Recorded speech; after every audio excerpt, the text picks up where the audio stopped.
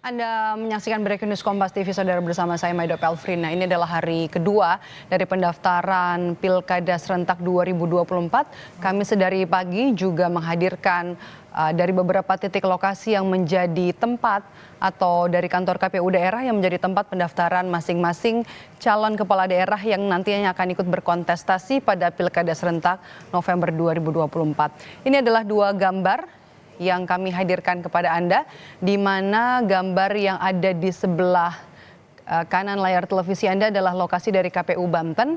Tadi bakal calon Gubernur Banten Airin Rahmidiani dan juga Ade Sumardi tadi sudah tiba sekitar jam 2 siang di kantor KPU Banten yang ada di wilayah Serang.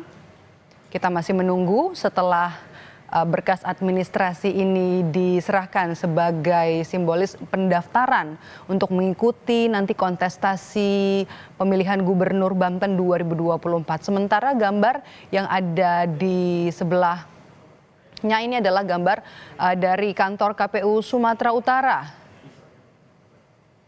Tadi pasangan bakal calon gubernur dan calon wakil gubernur yang diusung oleh koalisi super ini tadi sudah resmi untuk menyampaikan pendaftaran dari pasangan Bobi Surya untuk maju di Pilgub Sumatera Utara.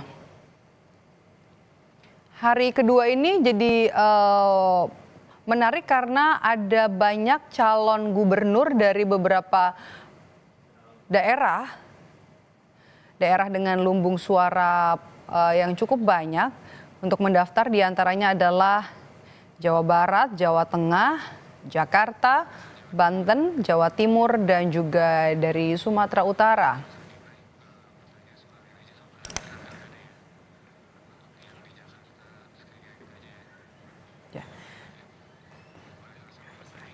Saya masih bersama dengan Mas Adi Praitno. Mas Adi? Ini menarik ya kalau kita simak pendaftaran dari calon atau bakal calon gubernur untuk Pilkada Jakarta. Ada dua pasangan hari ini dan yang terbaru adalah tadi pasangan Ridwan Kamil Suswono, sementara pagi tadi ada pasangan Pramono Rano. Apa yang bisa kita lihat dari pendaftaran di hari kedua ini untuk Pilkada Jakarta? Ya, saya kira memang ini adalah hari di mana publik Jakarta sedang menunggu kira-kira siapa calon yang serius bertanding di Jakarta. Sebenarnya kalau Ridwan Kamil dan Suswono hari ini mendaftar itu sebagai bentuk penebalan bahwa dua kandidat ini sebenarnya sejak awal memang diproyeksikan oleh Kimplas untuk memenangkan pertarungan di Jakarta. Yang relatif mengagetkan tentu pasangan Pramono Rano. Ya, ketika putusan MK memberi celah di mana PDIP ini bisa maju sendiri tanpa harus berkoalisi dengan partai yang lain, publik tentu berharap ada nama besar yang diusung ya. Jikapun bukan Anies, minimal ada nama Ahok yang disonding di Jakarta untuk menantang Ridwan Kamil. Tapi kan kita tahu bahwa kemarin hari ini misalnya siapa namanya Pramono Anung kemudian berpasangan dengan Rano Karno yang kemudian diusung sebagai salah satu kontestan. Tentu mengejutkan karena Pramono ini nyaris tidak pernah muncul di survei, baru misalnya di Jakarta, dan tentu saja masih belum terkonfirmasi sebagai sosok yang siap ya untuk bertanding di daerah khusus Jakarta. Apalagi yang dihadapi ini adalah koalisi besar, koalisi mayoritas yang memiliki mesin yang relatif cukup solid. Apalagi calon yang diusung itu adalah Ridwan Kamil yang saya kira memang elektabilitasnya nomor 3 di Jakarta. Wakilnya Suswono memiliki mesin politik yang cukup solid di Jakarta. Tentu ini calon tidak kaleng-kaleng kan, perpaduan dari kekuatan figur dan mesin partai. Ini juga jadi menarik karena tadi setelah resmi mendaftar, Mas Pram begitu tadi kan juga sempat bilang ya kalau 5 hari sebelum pendaftaran hari ini pun tidak terbayang kalau nanti akan maju di Pilgub Jakarta berpasangan dengan Rano Karno, mantan wakil gubernur Banten. Tapi ini apakah jadi memang sudah sejalan dengan apa yang disampaikan oleh PDI Perjuangan kalau PDI ini memang akan mendaftarkan atau memajukan, mengusung kadernya begitu ya, apalagi dengan putusan MK. Ya, sebenarnya kalau PDIP disebut sebagai partai kader dan memang di berbagai tempat kader itu adalah prioritas, tapi biasanya kader diusung itu adalah mereka yang sudah memiliki nama ya, minimal Mhm, dari segi popularitas dan mhm. elektabilitas. Bagi kita yang melihat dari jauh memang nama Pramono Anung ini tentu kejutan ya, karena memang ada nama-nama lain di internal di PDIP yang saya kira memang punya nama besar seperti Ahok gitu ya, Ahok, mhm. ya, Jarot gitu. Kemudian Risma. betul, ada nama Risma dan Hmm, sebelumnya ada Charles Honoris yang saya kira memang kalau bicara tentang Jakarta, sosok-sosok ini memang lebih cukup tepat. dan minimal sudah mulai terdengar ya di benak pemilih di Jakarta. Tapi kalau Pramono Anung ini persis hanya hari ini baru terkonfirmasi sebagai sosok yang kemudian akan diusung ya dan mendaftarkan diri sebagai salah satu kontestan di Jakarta. Saya membaca ada dua kemungkinan ini apa namanya, satu sebagai salah satu bentuk kepercayaan diri dari PDIP ya untuk melawan Ridwan Kamil dan Suswono. Yang kedua ya tentu hitung-hitungannya memang agak sedikit gambling dan spekulatif. Sepertinya PDIP yakin bahwa mesin politik mereka itu akan solid ya, mengkonsolidasi dukungan memenangkan siapa namanya Pramono Anung dan Rano Karno. Ini Mhm, menurut saya satu pertaruhan politik yang tidak main-main karena Ridwan Kamil itu punya nama besar ya, Suswono memiliki mesin politik yang cukup solid. Yang saya kira kalau kita membaca angka-angka statistiknya, tentu dalam 3 bulan ke depan perlu kita lihat dan perlu kita uji apakah PDIP ini mampu ya mengejar ketertinggalan baik dari segi popularitas ataupun elektabilitas. Alih-alih mau menang di Pilkada Jakarta, tapi kalau calon yang diusung itu tidak kompatibel, sosok yang diusung itu misalnya tidak dikenal di warga Jakarta, tentu ini menjadi spekulasi yang sebenarnya mhm, diukur dengan kalkulasi politik yang mhm, rasional. mhm. Saya kira itu, Maido. Mhm, oke. Mas Adi, ini kan kalau kita lihat juga putusan Mahkamah Konstitusi kemudian memberikan banyak kejutan sekaligus juga mengubah peta politik terutama untuk gelaran Pilkada serentak 2024 ini. Termasuk juga salah satunya yang disoroti pada akhir pekan kemarin adalah soal Anies ke PDI Perjuangan yang ternyata tidak berbuah manis. Ya, kalau saya sebenarnya tidak terlampau yakin juga kalau Anies Baswedan akan diusung oleh PDIP ya. Karena kita tahu bahwa Anies dan PDIP itu merupakan dua kutub yang saling bertabrakan dan belum ada titik temu yang akan membuat kedua belah pihak ini akan saling berkomunikasi dan apalagi mau melakukan kerjasama.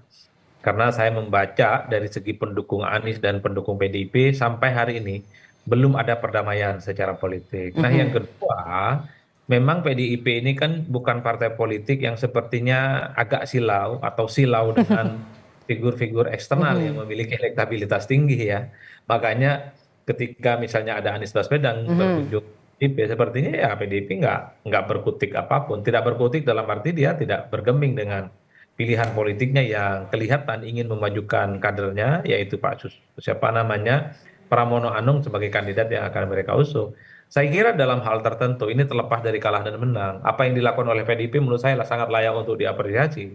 Karena memang partai itu adalah tempat untuk memproduksi calon dan memproduksi kader sebenarnya, terutama untuk dipersiapkan sebagai pemimpin kepala daerah. Dan pilkada itu kan ajang memuliakan kader, supaya kader itu kan merasakan juga bagaimana suasana pertarungan di pilkada, terutama di Jakarta gitu ya. Mestinya putusan Mahkamah Konstitusi nomor 60 itu membuat partai-partai yang terlanjur menentukan pilihan politik karena sudah yakin tidak maju karena tidak cukup syarat administratifnya. Tapi dengan putusan Mahkamah Konstitusi, saya kira mestinya dukungan mereka harus mulai diedit dan memajukan calon mereka untuk bertanding di berbagai tempat, bukan hanya di Jakarta. Efeknya kan misalnya kita rasakan itu di Tangerang mhm, Selatan, PKS misalnya, Demokrat misalnya, menarik dukungan ke Riza Patria. Itu menurut saya efek dari bagaimana Mahkamah Konstitusi memberikan angin segar kepada siapapun partai di negara ini yang punya kader ingin maju dulu, itu mhm, terhambat. oke. Tapi sekarang gemboknya sudah dibuka, syarat untuk menjadi kandidat kan sangat mudah untuk dilakukan. Saya kira di situ, Maido. Mhm, mhm, mhm. Oke, ini menarik kalau untuk pembahasan dari Pilkada Jakarta atau Pilgub Jakarta, tapi yang tidak kalah menarik adalah Pilgub Banten nih. Mas Adi, langsung ada politik balik arah yang dilakukan oleh Partai Golkar setelah Airin Rahmidiani ini didukung oleh PDI Perjuangan. Kemudian Golkar langsung menarik rekomendasi dari Andra Soni Demyati kembali lagi ke seorang Airin Rahmidiani. Apa yang bisa kita lihat? Ya, pertama juga bagian dari buah putusan dari Mahkamah Konstitusi ya. Karena dari putusan Mahkamah Konstitusi ini partai yang dulu dipersepsikan tidak bisa maju seperti PDIP itu bisa maju. Kan itu buktinya. Dan sejak awal memang PDIP ini mengincar berduet dengan Airin Rahmidiani. Itu yang pertama. Yang kedua saya membaca sepertinya Golkar takut ditinggalkan oleh keluarga besarnya Airin. Karena Terahnya Atut begitu ya? Betul, karena memang harus diakui Banten ini adalah terah politiknya Airin, gitu ya. Turun-temurun dibangun jejaring kekuatan politiknya sejak Hasan Soib. Ya, Hasan Soib itu adalah senior Golkar dan pendiri Golkar di Banten dan juga merupakan orang tuanya Bu Atut yang saya kira buah manisnya itu kan bisa dirasakan karena hampir di semua kabupaten kota di seluruh Banten itu juga dikuasai oleh keluarga besarnya Atut ya. Oleh karena itu bagi saya memang sangat beresiko kalau Golkar itu meninggalkan orang yang punya nama besar seperti Airin. Makanya Airin sepertinya tidak ada takut-takutnya itu ketika diusung oleh PDIP ya. Airin oke saja dan sepertinya Airin. Dan Golkar tidak mau ambil resiko besar itu? Nah, karena khawatir Airin ini cabut dan kemudian bisa ganti baju ya Golkar kemudian wali arah. Karena mereka itu tidak mau bahwa keluarga besar Airin yang saya kira saat ini itu kan menguasai hampir seluruh kabupaten kota dan provinsi di Banten. Dan ketua Golkar Banten itu adalah ya saudaranya Airin gitu, ipar Bupati, mantan Bupati Kabupaten Serang. Dan calon-calon di berbagai daerah hari ini di Banten itu banyak yang juga terafiliasi dengan kekuatan politiknya Airin ya. Oleh karena itu bagi saya sangat risiko betul kalau Golkar itu tidak memberikan rekomendasi ke Airin. Bukan tidak mungkin Airin dan keluarga besarnya bisa angkat kaki dan cabut dari Golkar. Dan Golkar bisa rugi dalam hal itu. Karena kita tahu bahwa salah satu kekuatan politik Golkar di Indonesia ada di Banten sejak lama. Oke, popularitas yang tinggi dan juga rekam jejak yang jelas dari seorang Airin Rahmidiani sehingga membuat Partai Golkar kemudian berbalik arah untuk kembali mendukung Airin Rahmidiani di Pilgub Banten.